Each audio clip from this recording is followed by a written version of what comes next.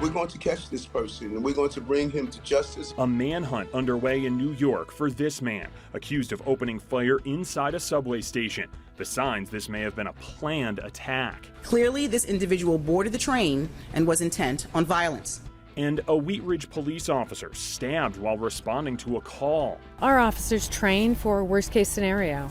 They come to scenes with a plan if things were to go sideways. Plus, it's getting harder to find an affordable home in the Denver metro. We have way more buyers, and we had them even prior to COVID. The things you can do to kickstart the process. And a mayoral race shakeup, a Colorado town's new mayor that's new to politics. New details at 11. This is the man that police say stabbed a Wheat Ridge police officer multiple times overnight. He's been identified as Andre Jones and is in custody. Police say he'll be charged with attempted murder. Wheat Ridge police say the officer is in surgery. This started as a report of a suspicious vehicle inside an RV park near 44th and Robb. Police say Jones damaged a fence with a vehicle and stole a U-Haul, then stabbed the officer. Police were able to help the officer before first responders took him to the hospital. Our officers train for a worst case scenario. They come to scenes with a plan if things were to go sideways. So they're as prepared as they can be, but sometimes terrible things happen. And in this case, we're just very thankful that this officer was transported quickly and treated quickly at the hospital. Now, police have not given any more information about the officer. We will let you know when we learn more about his condition. A manhunt is happening right now in New York City for this fugitive, 62-year-old Frank James. He's the suspect accused of opening fire inside a subway car in Brooklyn. New York police say he shot 10 people and 19 other people were hurt. Rena Roy reports on the new information we're learning about his background. This man is considered the prime suspect in Tuesday's subway rampage during the height of the morning commute, according to police.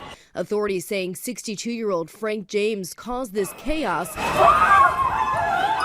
allegedly detonating 2 smoke grenades before opening fire on a busy Manhattan-bound N train. He then fired that weapon at least 33 times. 29 victims with non-life-threatening injuries, including 10 with gunshot wounds. As soon as the subway doors open, it's a sea of people coming out. And I saw people with gunshot wounds. I saw people stumbling and pushing each other over, coughing and choking on smoke. Investigators say James was armed with an arsenal of weapons, including a semi-automatic handgun with extended magazines, a hatchet, commercial-grade fireworks, and apparent gasoline. Police believe James rented a U-Haul truck in Pennsylvania. He's seen driving it in this video posted to his YouTube account hours before the first shots. I am driving because I started my trip early. That U-Haul later found abandoned on the side of a Brooklyn highway near the station, where investigators say James boarded that train. Prior to the shooting, authorities say James posted several videos to YouTube, including one saying, "I'm 62 now, full of hate, full of anger, full of bitterness." He mentions New York and he does mention Mayor Adams.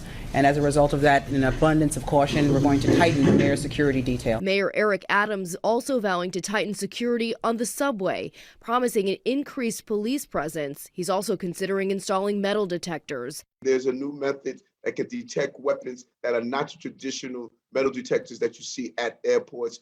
You don't even realize it's there, and we're going to look and explore these measures. This massive manhunt involves many different agencies, including the FBI, in at least 3 different states. Law enforcement swarming different addresses linked to James, including a former home in Wisconsin. Rena Roy, ABC News, Brooklyn, New York. The city of Denver will consider banning concealed carry in parks and public spaces today. The city attorney plans to propose a measure that would restrict concealed carry in any building or area owned by the city. Now, this could take effect as early as next month if the city council approves that measure. Lawmakers are meeting again today and this afternoon to discuss a bill to hold fentanyl dealers more accountable. A committee debated this bill until about 3 this morning. The bill would hold dealers liable for deaths and raise possession of 4 grams of the drug to a felony. Critics worry the bill does not go far enough and that the possession of 4 grams is too lenient. Lawmakers will also discuss a program to boost the state's recycling rate. Right now it's at about 15%. Under the Producer Responsibility Program, companies would be required to pay for the waste they create. That money would then be used for a statewide recycling program. We spoke to a business owner last week who was worried about the impact the bill would have on businesses bouncing back from the pandemic. We're making decisions every day and every week. We're making decisions based around affordability and also trying to look at, what is that next month going to look like? What is the next 6 months going to look like? Now, the bill has an exemption for companies that report less than $5 million in revenue. PreK for All Coloradans is going to the governor's desk. The Senate passed legislation to create the Department of Early Childhood to oversee the program. It would provide 10 free hours of preschool for Colorado families per week and help streamline the process to access preschool. State officials hope the first year of enrollment will be the 2023-2024 school year.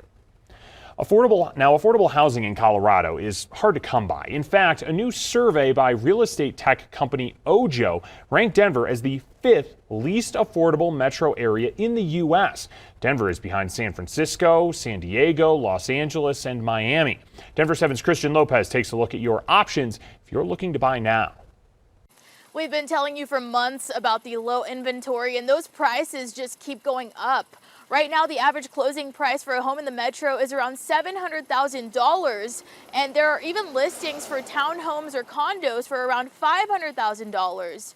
So what can you do? Well, the first thing that you have to do is secure financing. Real estate agent Rachel Chaparro told me first-time homebuyer assistance programs may be attractive, but they have added costs and can oftentimes be overlooked as a lesser offer compared to a conventional loan. So maybe you have to think about going outside of the metro. A longer commute might end up saving you overall costs in the long run. Fort Collins, for example, is hovering around the 600,000s. And there's also the option of new builds.